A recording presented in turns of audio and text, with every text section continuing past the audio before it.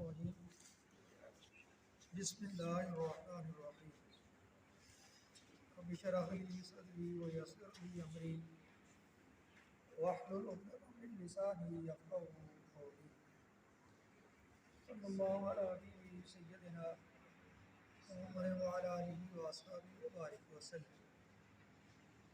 پارہ نمبر 7 سورۃ الانعام آیت نمبر 2۔ ارشاد باری تعالیٰ ہے وَاللَّهُ فِي السَّمَاوَاتِ وَفِي الْأَرْضِ يَعْلَمُ سِرَّكُمْ وَجَهْرَكُمْ وَيَعْلَمُ مَا تَكْسِبُونَ۔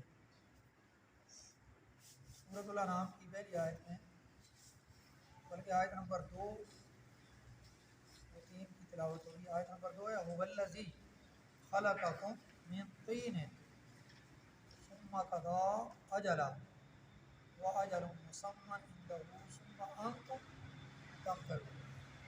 اور آیت نمبر 3 ہے وَهُوَ اللَّهُ فِي السَّمَاوَاتِ وَفِي الْأَرْضِ يَعْلَمُ سِرَّكُمْ وَجَهْرَكُمْ وَيَعْلَمُ مَا تَكْسِبُونَ۔ پہلی آیت میں اللہ تعالیٰ کی حمد بیان کی اور یہ بتایا گیا کہ تمام تعریفات اس اللہ کے لیے ہیں۔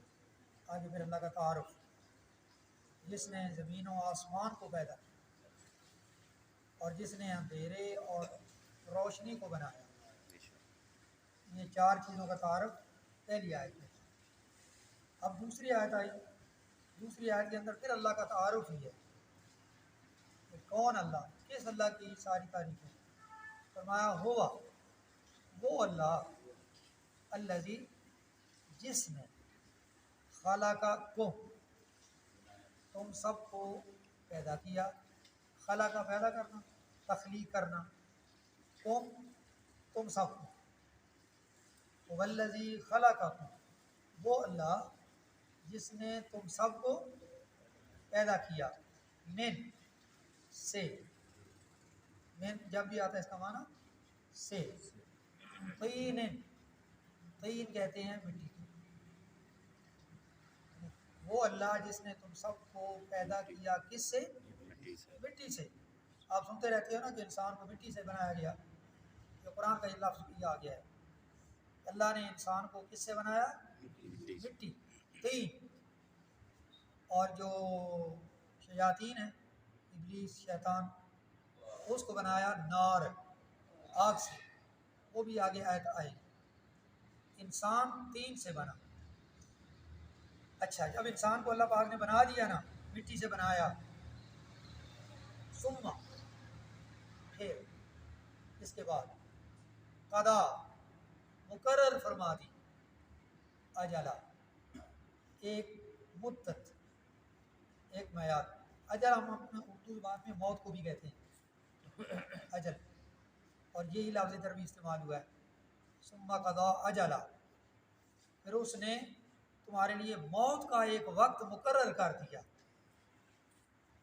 یعنی جب اللہ نے انسان کو پیدا کیا، کسی بھی انسان کو، مجھے، آپ سب کو، تو اس کی پیدائش کے ساتھ ہی کیا کیا؟ اس کی موت کا ایک وقت مقرر کر دیا کہ اس بندے نے اس دنیا پر کتنا عرصہ رہنا ہے، اس کی زندگی کتنی، وہ ہے نا، کیونکہ موت کا مقرر ہونے کا مطلب یہ ہے اس کی زندگی کتنی ہے۔ آگے جملہ ہے وَأَجَلٌ، اور ایک اور مقرر میعاد ہے، مسمن، جو اللہ نے مقرر کر دی، عندہ، اس کے اپنے پاس۔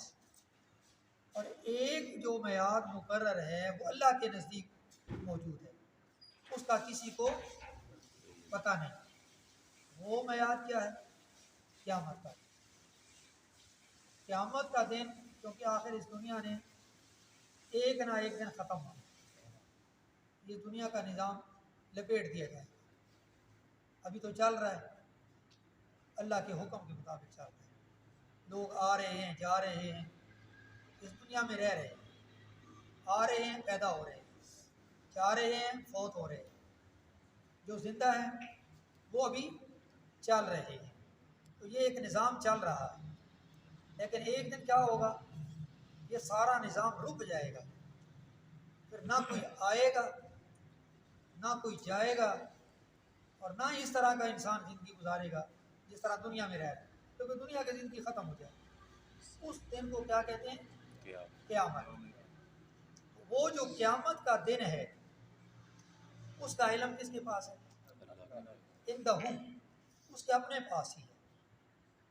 قرآن مجید میں ایک آیت آتی ہے، لوگ پوچھتے تھے نبی پاک صلی اللہ علیہ وسلم کی، یہ جو آپ قیامت کا ذکر کرتے ہو، تو قیامت آئے گی پھر سارا حساب ہوگا، حساب دینا پڑے گا، تو وہ پوچھا کرتے تھے یسألونک عن الساعۃ، نبی پاک صلی اللہ علیہ وسلم جو پوچھتے تھے کہ اللہ پاک نے فرمایا پیارے ابھی بھی آپ سے پوچھتے ہیں قیامت کب آئے گی؟ قل الساعۃ من امر ربی، ان کو بتاؤ کہ قیامت جو ہے وہ میرے رب کا ایک امر ہے، جب وہ چاہے گا آ جائے گی۔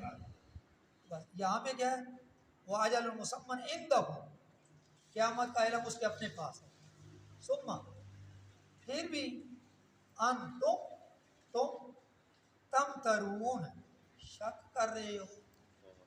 اور یہاں پہ انسان کی زندگی کو بیان کیا گیا کہ جب تمہیں بتا دیا گیا اللہ پاک نے تمہاری موت کا بھی ایک ٹائم رکھ دیا، پھر قیامت کا بھی ایک دن آنا ہے، پھر تم غلط کام کیے جا رہے ہو، پھر تم اپنی اصلاح نہیں کر رہے، پھر تم دنیا کے پیچھے بھاگ رہے ہو، تم سمجھتے ہو کہ شاید ہم نے مرنا ہی نہیں، تم یہ سمجھ رہے ہو کہ شاید قیامت کا دن نہیں آنا، کوئی حساب کتاب ہم سے لینے والا نہیں ہے۔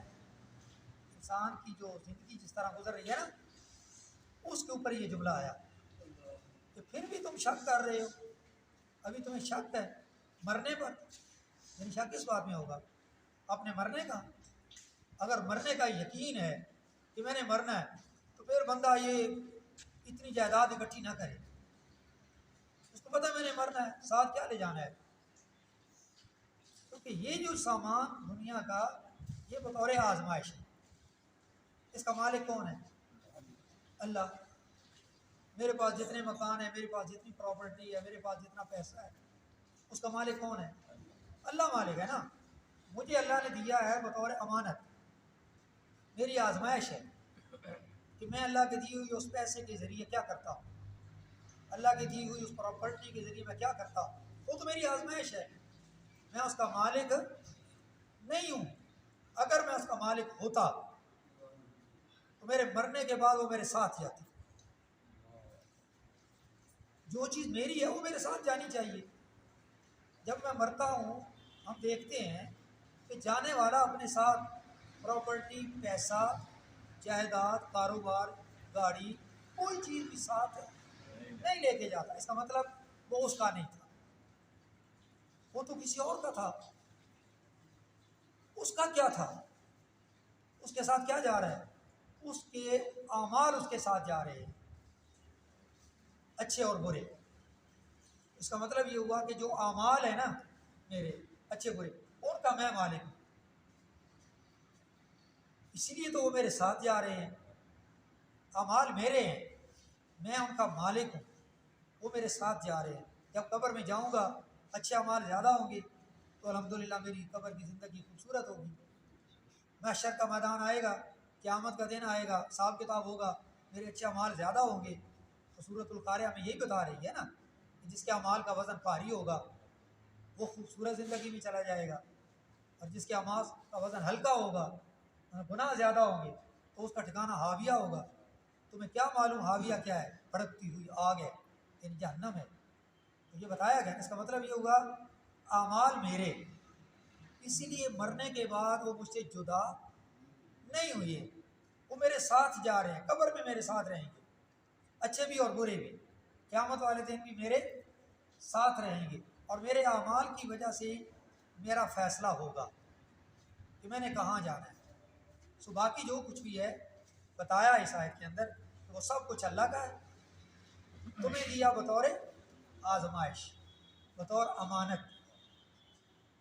پھر اللہ پاک نے اپنا تعارف فرمایا اگلی آیت میں، آیت نمبر 3، وَهُوَ اللَّهُ، پہلے اللہ تھا جس، اب اللہ کا اپنا نام آ گیا، اللہ کا ذاتی نام ہے، وَهُوَ اللَّهُ، اللہ وہی ہے، اللہ وہی ہے، فی السماوات جو آسمانوں میں بھی ہے، وہ فی الارض اور جو زمینوں میں بھی ہے، آسمانوں میں بھی اللہ، زمین میں بھی اللہ، ہر جگہ اللہ ہی اللہ۔ اور اس کی شان یہ ہے، اس کی طاقت یہ ہے کہ یعلم، وہ جانتا ہے، سرکم، تم جو کچھ چھپا کے کرتے ہو، وجہرکم، اور تم جو کچھ کھلی باتیں کرتے ہو، جہر اعلانیہ، تم جو کچھ چھپا کے کرتے ہو، تم جو کچھ اعلانیہ کرتے ہو، اس سب کو کون جانتا ہے؟ یعلم، وہ جانتا ہے۔ اور وہ یہ بھی جانتا ہے کہ وہ یعلم، وہ یہ بھی جانتا ہے ما تکسبون، تم کیا کمائی کر رہے ہو، تم کیا کسب کر رہے ہو، تمہاری کمائی کیا ہے، کیسی ہے۔